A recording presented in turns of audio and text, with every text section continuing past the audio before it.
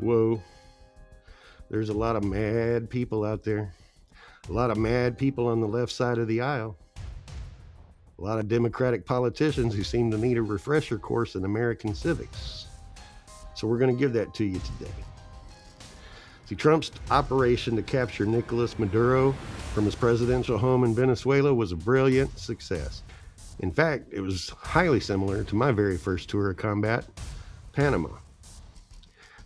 In December of 1989, we went into Panama City, we took the Comandancia, and we chased Manuel Noriega into a church where he claimed holy sanctuary.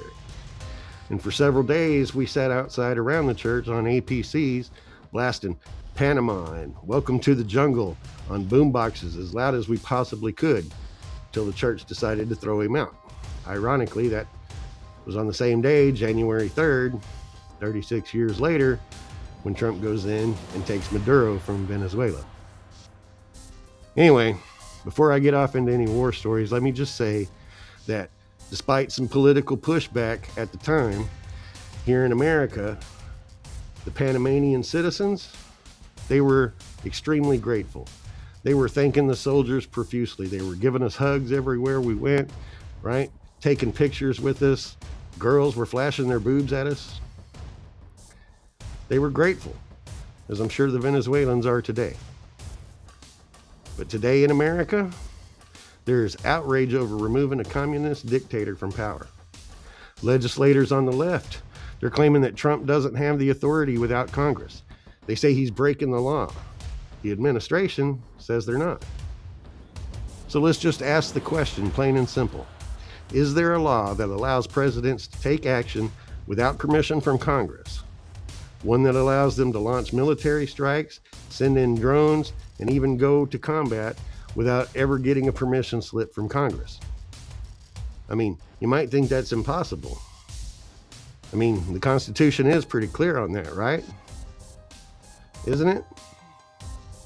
Well, today, I'm going to give you the truth on some legal loopholes and emergency powers that presidents from both parties have used to bypass Congress and unleash the world's deadliest military whenever necessary. You're listening to Uncle Sam Saves America, a patriotic show for the average Joe. The last time Congress actually declared war was in 1942, World War II, right? But since then, the U.S. has been involved in major conflicts like Korea, Vietnam, Grenada, Panama, the first Gulf War, Iraq, Afghanistan, Somalia. I mean, oh my gosh, we've done 1,000 different things without an actual declaration of war. Presidents on both sides have signed off on this. So if Congress is supposed to actually have power to declare war, that begs the question of why does this keep happening? And the answer to that is a very mixed bag of political arguments, political habits, emergency authorizations, and all of these things have quietly shifted one of the government's biggest responsibilities out of the hands of Congress and into the hands of one man in the Oval Office.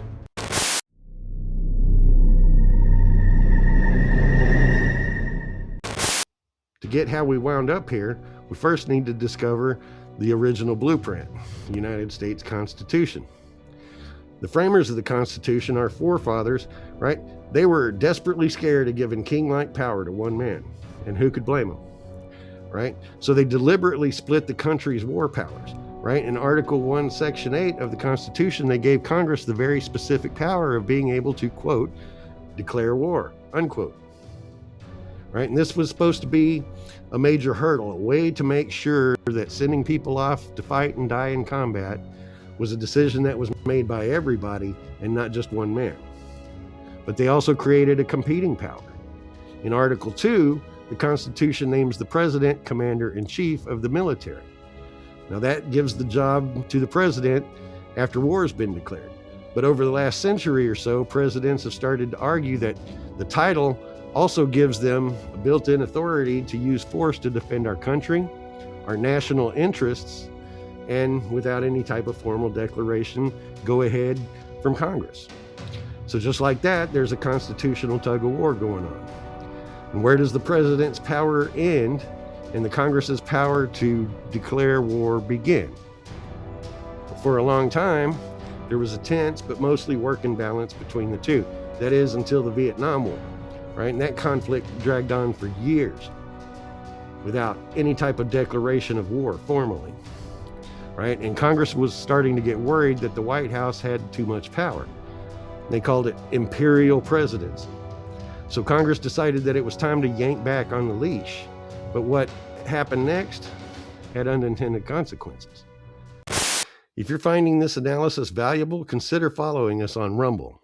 We break down what shapes our world 3 times a week.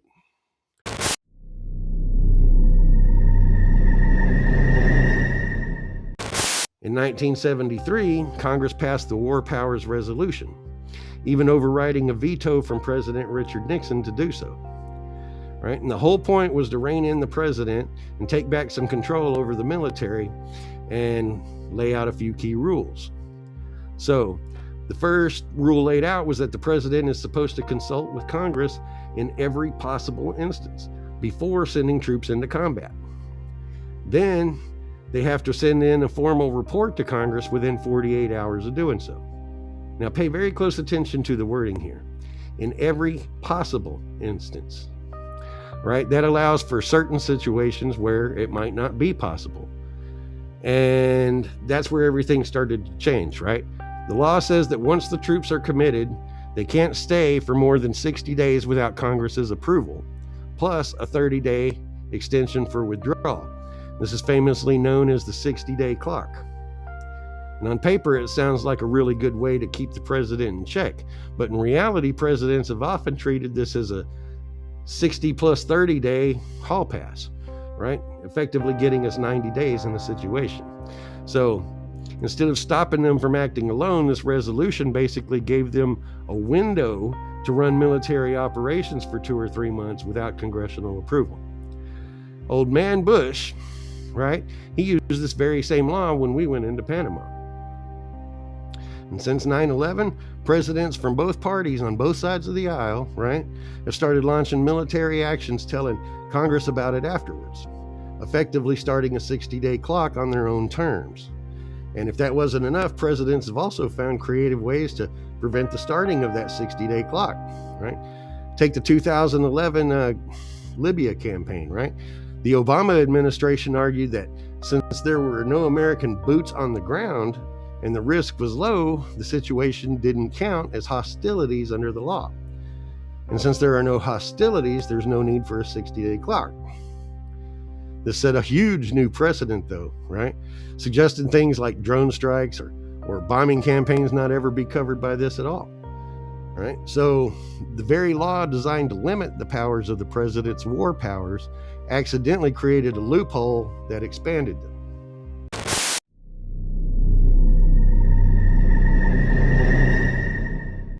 And if the War Powers Resolution was an accidental permission slip, what came next was basically a blank check, right? Just 3 days after September 11th, right, Congress passed Public Law 107-40. It's better known as the 2001 Authorization for Use of Military Force, or the AUMF. I'm sure you've heard about that, right? The authorization was pretty vague. It was pretty broad, right? It gave presidents the power to use all of the necessary and appropriate force, that's quoted, necessary and appropriate force, against nations, groups, and people that he determined were involved in the 9/11 attacks. The immediate target was obvious, Al-Qaeda, right? The Taliban. But the AUMF wasn't tied to just one specific country or one specific list of enemies, right? So over the next 2.5 decades, this single 64-word sentence has been used by 4 presidents: George W. Bush, Barack Obama, President Donald Trump I, Joe Biden, and, well, now President Trump again in number 2.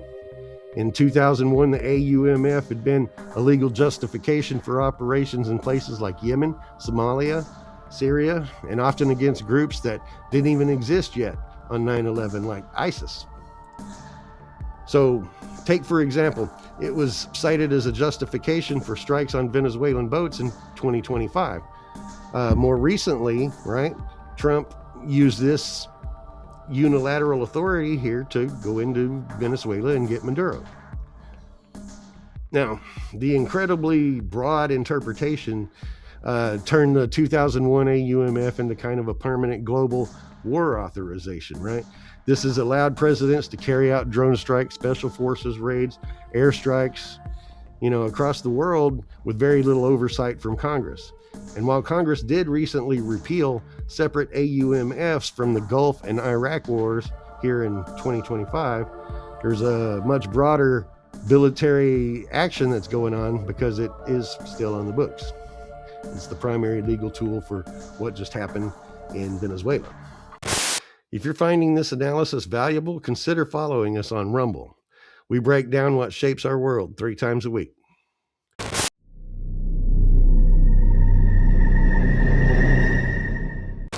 So what does all this actually look like in the real world? What's the impact? Well, it's a system where presidents can and do launch major military operations with stunning speed and secrecy, right? Take a look at the airstrikes in Syria, 2018, by President Trump in response to the chemical weapons attack, right? There was no ask for congressional approval. The justification was based on the president's inherent Article 2 powers with a report sent to Congress after the fact, right? The strikes were limited. It dodged a debate over the 60-day clock, but it sent a strong precedent for going it alone. And we're doing that again, right? More recently, here with what's been going on in the Caribbean, the drug boats and all of that kind of stuff, right? We've pushed these war powers even further. And framed as a national emergency, combating the drug trafficking, the fentanyl, these actions have actually allowed us to increase lethal strikes against vessels and start to build a significant buildup of naval vessels in the Caribbean, right? And all of this culminated into taking of Nicolas Maduro. The argument from the White House has always been the same, and I agree with this, is that the need for operational security and the need for speed in a modern warfare threat type situation, this day and age, right, make it impossible to get permission from Congress first before you act. I believe that that's true. Things happen very, very fast today, right? But the result is that Congress often finds out about military actions only after the missiles are in the air.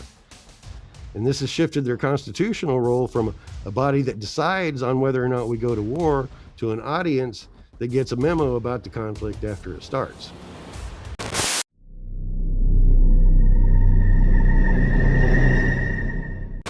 So the president's secret power to go to war isn't actually hiding in some secret document locked away in a vault somewhere, right? It all starts with the constitutional title of Commander-in-Chief.